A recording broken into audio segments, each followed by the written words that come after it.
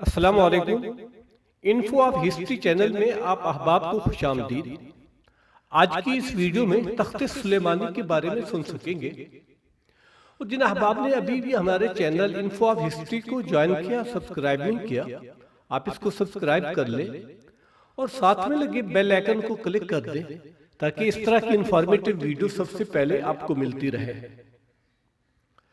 اللہ تعالیٰ نے حضرت سلیمان علیہ السلام کو جتنا وسیع و عریض ملک عطا کیا، ایسا کسی جن و بشر کو نہیں دیا۔ سیدنا حضرت سلیمان علیہ السلام جب بادشاہ بنے تو آپ نے ایک نہایت عالی شان اور پرتکلف مکان بنوایا جس کا رقبہ 36 کوس تھا۔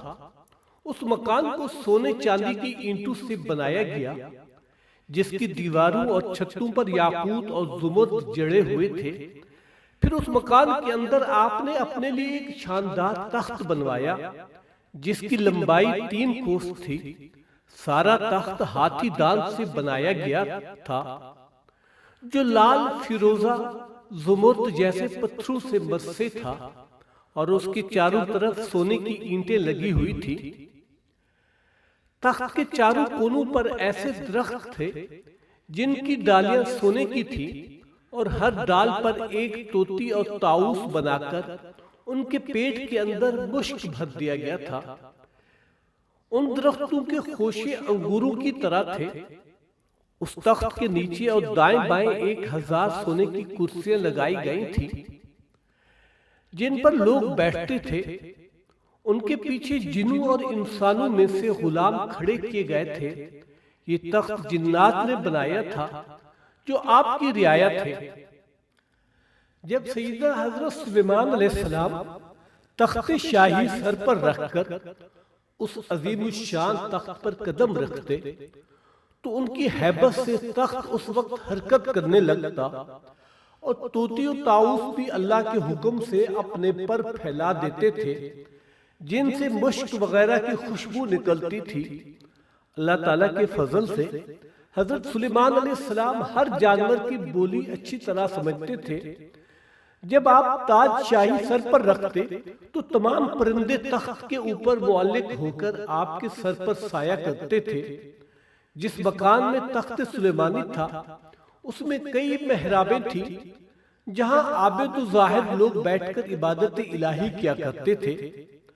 سیدنا حضرت سلیمان علیہ السلام ہمیشہ اللہ تعالیٰ کی ان نعمتوں کا شکر ادا کرتے اور ہر وقت اللہ تعالیٰ سے مناجات کرتے رہتے تھے۔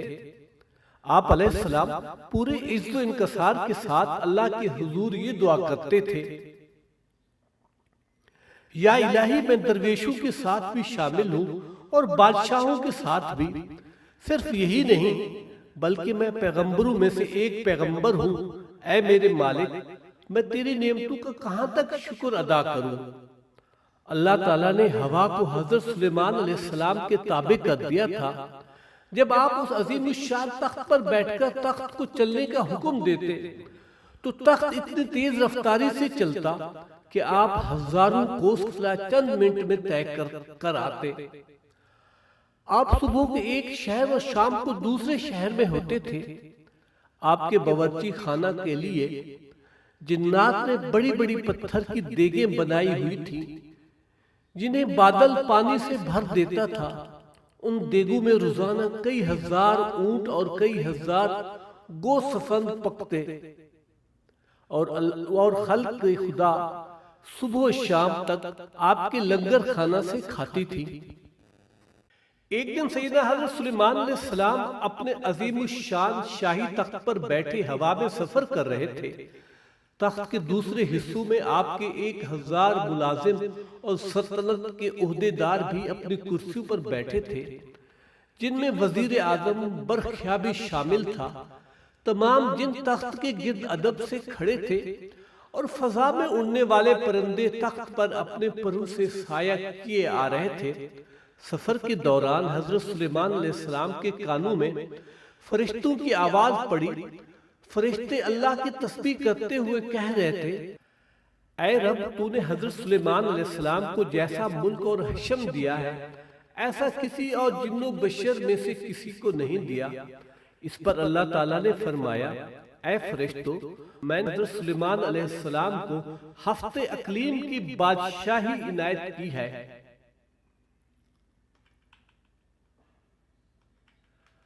اور اس کو نبوت سے سرفراز کیا ہے، لیکن سلیمان میں غرور و تکبر بالکل نہیں۔